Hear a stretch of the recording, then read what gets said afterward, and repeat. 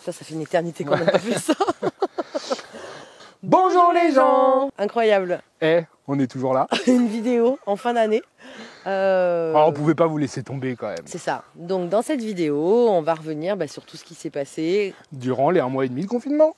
C'est ça. C'est parti.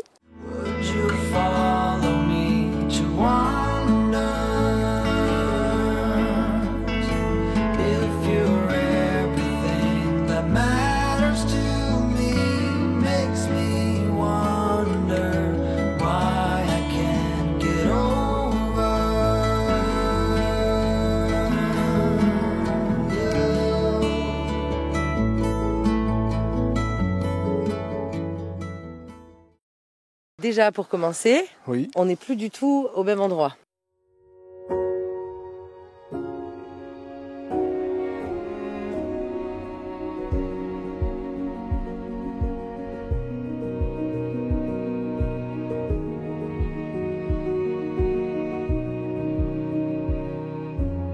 Si vous nous suivez sur Instagram, vous le savez déjà, on a changé de lieu de confinement pour un peu plus de soleil, de nature et de chaud.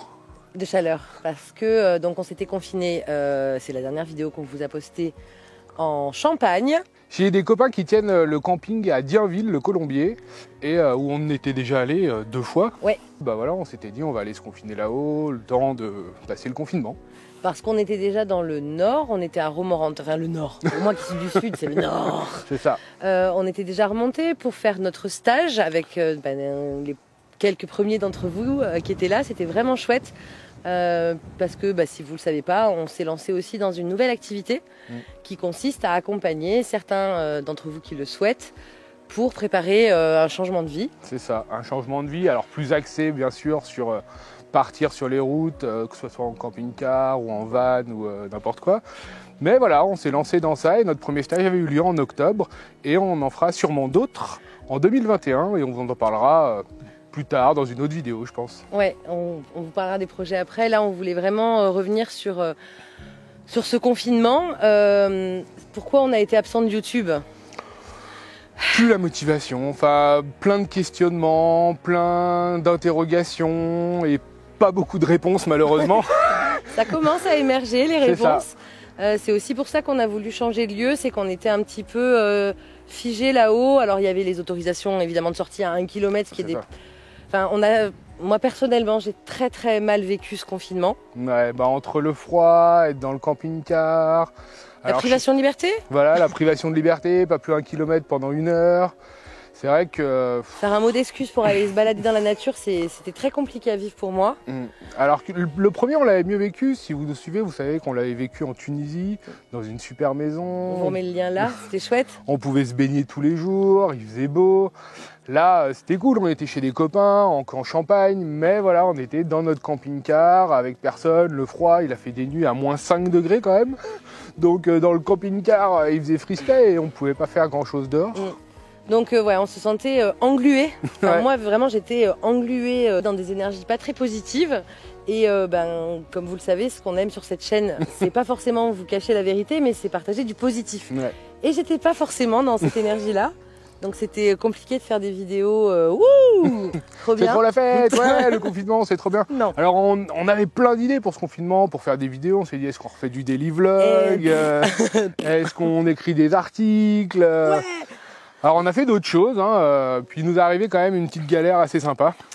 On a eu une fuite du boiler et notre sol, puisqu'on devait vous faire le van tour, tout ça, notre sol en fait s'est retrouvé imbibé, inondé et on a eu des gros travaux. Ouais, et en fait on l'avait déjà refait il y a 1 mois notre sol.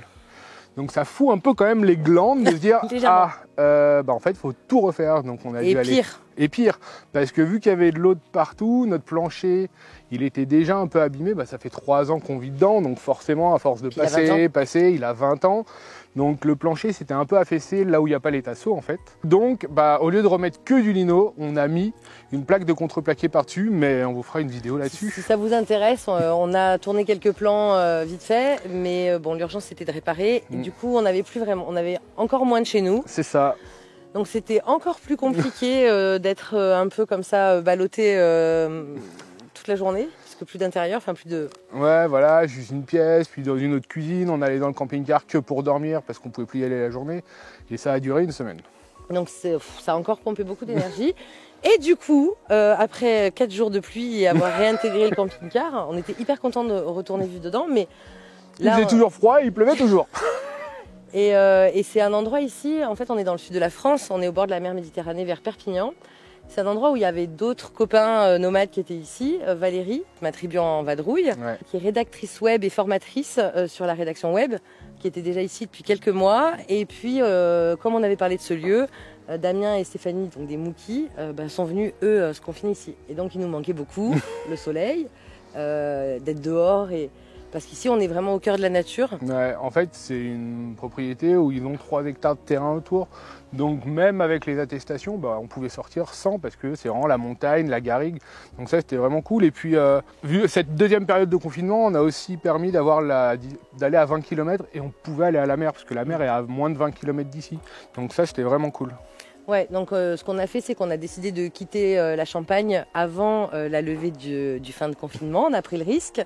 Et on a traversé la France en 2 jours très vite, en dormant chez un copain pour pas bivouaquer dans la nature. Et qu'est-ce qu'on a eu pendant cette traversée de la France? 0 contrôle, c'est ça que tu voulais dire? Non. De la neige. Ah oui, on a eu de la neige, mon Dieu. Comment j'ai pu oublier? Audrey, elle a oublié la neige. Toute l'autoroute entre Issoire et le viaduc de Millau, de la neige. Mais alors, de la neige qui tenait au sol, quoi. On roulait à 40 km/h. Ouais, donc c'est moi qui avais le volant à ce moment-là. Et il se trouve que là, d'un coup, il y a énormément de neige. Et devant nous, il y a un petit 4x4. Ouais. Donc le 4x4 est devant nous. Moi, j'essaie de rouler dans les traces. Donc on roule à 60-70. Et puis là, je vois le 4x4 qui part. On est sur un viaduc. Alors, pas celui de Millau, heureusement. Mais... et il commence à chasser, tournoyer. Donc là, je lève le pied. Et c'était vraiment impressionnant parce qu'on a cru qu'il allait sortir de la route, quoi. Ouais, c'est ça. Il a complètement perdu pied. Donc là, lever le pied, warning. Derrière, ils ont vu aussi, tout le monde a... Tranquille, sous la neige, quoi. Il y a eu un moment comme ça suspendu. Et j'ai roulé 1 heure, 1h30 dans la neige, comme ça, à 40 km/h. Et puis les essuie-glaces, il va falloir qu'on s'occupe de les changer. La neige était tellement lourde que les essuie-glaces n'arrivaient pas à la pousser. Ouais, en fait, elle se stockait sous les essuie-glaces et elle se collait. Et les essuie-glaces, ils ne mettaient que de la neige, donc Audrey, elle voyait rien du tout. Le mien, ça allait, mais celui d'Audrey, elle était comme ça pour conduire. Non, c'était... Et arrivé à Rodez, on a échangé, c'était repris le volant. Bon, j'ai enfin laissé le volant à Bastien. Parce qu'après 2 heures de conduite dans la neige, j'en pouvais plus. J'étais épuisée de concentration. On a eu ultra peur. Tu confirmes? Et moi, je vous avouerai que j'aurais pas été au volant, j'aurais eu vraiment encore plus peur, je crois. Donc voilà, on reprend la route. Il va faire nuit. Parce qu'on a perdu 2 heures en fait. J'ai conduit 2 heures et on n'a pas avancé. Et on a encore 2 heures de route pour arriver à destination. C'est vrai que c'était épique quand même. On pensait pas. Enfin, on avait vu qu'il allait peut-être neiger dans le Puy-de-Dôme, mais en fait, il a neigé aussi sur la Lozère et l'Aveyron. Et on se dit pas que sur l'autoroute, on va avoir ça de neige en 10 minutes parce que les chasse-neige passaient. Mais bon, donc ça, c'était quand même un sacré changement. Donc on est arrivé de nuit, on a fait la surprise aux copains qui savaient pas qu'on arrivait. Donc c'était hyper cool. Et puis le lendemain, on a découvert ce lieu et les autres familles qui y habitent ou qui y passent comme nous, qui sont de passage. Et c'est vraiment 10 jours là. Ça fait 10 jours, hein. Ouais, non, presque 15. Là, on est arrivé le lundi. Ouais, sinon c'est 10 jours. Là, ça fait 10 jours qu'on est ici et c'est vraiment que du bonheur, quoi. Alors rien que vous vous levez, hier j'étais en short et en t-shirt, il faisait 15 degrés. Rien que ça, ça fait du bien. Bon, vu qu'on peut pas aller en Espagne, qu'on peut pas aller en Italie, qu'on peut pas trop bouger avec ce confinement, rien que le fait d'être en t-shirt et puis surtout d'être allé voir la mer, quoi. Ça faisait 6 mois qu'on n'avait pas vu la mer. Depuis qu'on était rentré de Tunisie, en fait, on n'avait pas vu la mer. Et vraiment, c'est ce qui nous manquait, l'horizon, de se poser. Alors même si c'était très venteux. Oui, mais je me suis baignée. Tu t'es baignée, c'est vrai. Audrey s'est baignée. Pas longtemps. Pas longtemps. Il faisait 10 degrés et l'eau était à 14 à peu près. Ouais. Que tu fais, maman? On va essayer de se baigner. 12 2020. Et moi, je suis glacée. Mais malheureusement, mon petit frère et ma maman sont un peu trop malades pour aller se baigner. Allez, maman, dis-nous rien. Allez, maman, dis-nous. Yann, tu vas?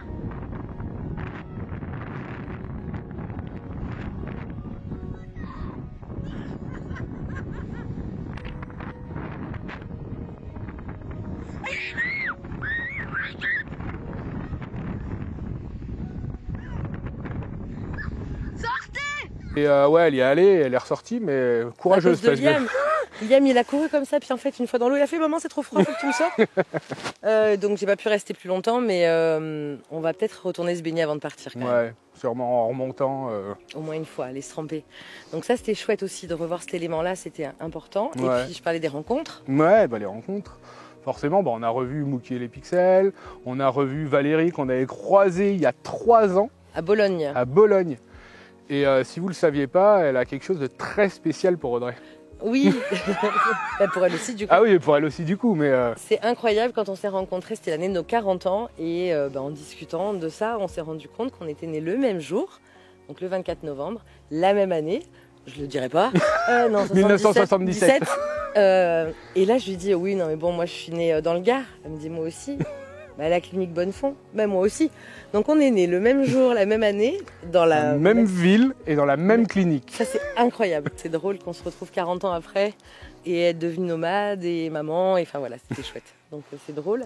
Et puis on a rencontré plein d'autres gens qui voyagent, qui ont fait leur confinement ici, alors que ça soit aussi bien en gîte, parce que la propriétaire accueille dans des gîtes, mais aussi avec une petite aire de camping-car. Donc il y avait une dizaine de familles et c'est bien sympa. Ouais, c'est chouette. Donc on apprend à se connaître, à réfléchir à 2021, à accepter 2020. Et les enfants profitent parce qu'il y a plein d'autres enfants, il y a au moins une trentaine d'enfants je crois, avec plus de 10 familles, c'est normal, il y en a qui en ont beaucoup. Donc voilà, ils n'ont pas le temps de s'ennuyer, ils se font plein de copains, il y a des activités qui sont proposées. Qui sont organisées par les parents. Ouais. Voilà, qui sont organisées par les parents, il y a un calendrier de l'Avent tous les jours. La semaine dernière, ils nous ont fait un spectacle, c'était trop bien, merci Valérie.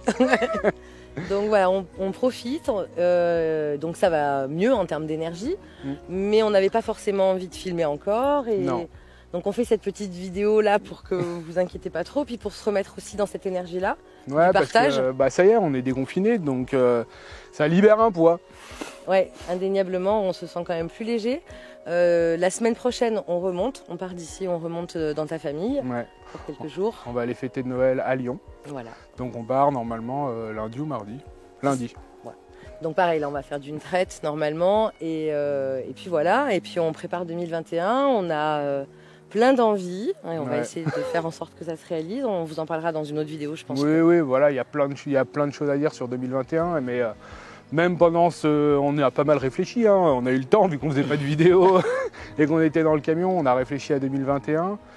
Et 2021 sur les réseaux sociaux aussi. Voilà, que ça soit sur YouTube, Instagram ou Facebook, c'est compliqué de partager du voyage quand on voyage plus. Et au-delà de ça, sans parler que du voyage, c'est qu'est-ce qu'on a envie de partager? Est-ce qu'on a envie de retourner vers plus de spontanéité au détriment peut-être de la qualité des images, j'en sais rien, et puis la fréquence, et puis le contenu, et puis voilà, il y a plein de questions, et sachant que ce n'est pas une activité suffisamment rémunératrice aujourd'hui, qui demande quand même beaucoup d'énergie. Voilà, on réfléchit où est-ce qu'on a envie de mettre notre énergie l'année prochaine. On y réfléchit encore, on a plein de projets, d'autres qu'on n'a pas continué parce que plein d'incertitudes aussi, et donc on verra. Ouais, on essaie de plus se projeter. On essaie vraiment d'être ici et maintenant, et c'est ce qui fait du bien là depuis quelques temps. C'est ce que nous apprend le confinement malgré nous. Mais c'est vrai que depuis 3 ans, on a toujours des projets, même si on n'a pas d'itinéraire. À chaque fois qu'on quittait un endroit, c'est parce qu'on avait le projet d'aller dans un autre. Exactement. Et là, on n'a pas de projet. C'est un peu le problème. Concret en tout cas. Ouais, concret. Parce que tu sais pas si tu peux partir, si tu vas pouvoir revenir et travailler comme on l'a fait avec les offices du tourisme. C'est pareil, ils sont dans la même incertitude que nous. Partager sur YouTube, si on n'avance pas, est-ce que c'est bien? Quel contenu on veut faire? Ça, on le sait pas non plus. Faire une vidéo pour faire une vidéo. Voilà, faire une vidéo pour faire une vidéo. C'est pas trop notre délire, on préfère vous partager des choses qui sont de notre vie, de notre voyage, de nos avancées. Et après, c'est à réfléchir à ce qu'on va vous partager en 2021 avec toutes les incertitudes qui posent encore question. Parce que voyager aussi, c'est une chose, mais si c'est pour que les restaurants, les musées, tout ce qu'on visite habituellement en dehors de la nature qu'on adore, mais si on peut plus accéder à la culture d'un pays, qu'elle soit gastronomique ou historique ou peu importe. Bah, il y a quand même moins d'intérêt. Voilà, c'est quand même dommage d'aller en Bulgarie et puis de rien visiter de la Bulgarie à part traverser, quoi. Ouais, traverser. Alors ça laisse perdre dans la nature, c'est bien, mais au bout d'un moment, on a besoin de rencontrer des gens, on a besoin de découvrir les saveurs. Et c'est comme ça nous, en tout cas, on aime découvrir les pays. C'est pas traverser, c'est vraiment s'imprégner. C'est s'imprégner. Et ça fait 3 ans qu'on fait ça, là on peut plus trop le faire. Et ben il va falloir encore attendre au moins, je pense, 6 mois ou 9 mois avant qu'on soit vraiment plus libre et qu'il y ait moins de contraintes pour les voyageurs nomades comme nous. Ouais, et au-delà de la contrainte, moi je vois des stories d'autres voyageurs là qui sont en Espagne, tu vois, tu en parlais, et finalement les rues sont désertes. Ah oui. Enfin, donc si c'est pour aller se balader et voir l'architecture d'une ville, alors des fois quand on fait des photos on aimerait bien qu'il y ait moins de gens dessus, mais là c'est particulier, et de ne pas aller à la rencontre de l'autre. Ça n'a pas de sens pour nous, donc on préférerait peut-être moins voyager. C'est ça. Mais en tout cas, échanger toujours. C'est vraiment ce qui ressortira de cette année 2020. L'humain. La nature et l'humain, quoi. Ah bah oui, c'est les plus importants. Hein. La destination, on disait que ça n'avait pas d'importance, mais alors là, vraiment pas. C'est vraiment... Se recentrer sur ce qui est important, et puis voilà, ça nous ouvre d'autres horizons, hein. Mais après tout le monde a les mêmes questionnements, enfin, on vit notre confinement d'une certaine manière parce qu'on a un mode de vie particulier, mais ceux qui sont en appartement ou ceux qui vont bosser mais qui n'ont plus accès à la culture, qui n'ont plus accès au resto, qui ne peuvent plus aller au ciné, qui ne peuvent plus pratiquer leur sport, et ils vont ceux qui bossent là et qui ne peuvent plus bosser. Voilà. Ou alors ceux qui vraiment ne peuvent pas bosser, voilà, chacun vit le confinement d'une certaine manière et se pose plein de questions. Et là, on vous expose juste notre questionnement et on n'a pas la réponse. Et nos doutes. Mais on n'a pas la réponse. Enfin, pas encore. Ça viendra. Mais on apprend aussi à ce que ça ne soit pas important de ne pas avoir la réponse. On va les perdre. Ça commence à devenir un peu mystique. Mais oui, de vraiment beaucoup plus, encore plus lâcher prise pour que on traverse ça sereinement. Exactement. Il va faire nuit. Ouais, le soleil est couché, hein, il est bientôt 17h. On va récupérer nos enfants là, qui sont avec les copains. Et puis, on vous dit à bientôt, on ne sait pas quand. Non, peut-être la semaine prochaine. Ou pas, arrête. Ou pas. Le mieux, c'est d'activer les notifications. C'est ça. Comme ça, et de s'abonner. Comme ça, vous serez sûr d'être au courant. Vous loupez pas les vidéos. Si c'est ça, c'est tout. Et voilà. Sur ce... On ne sait plus dire au revoir non plus. On vous dit à très vite. Des bisous.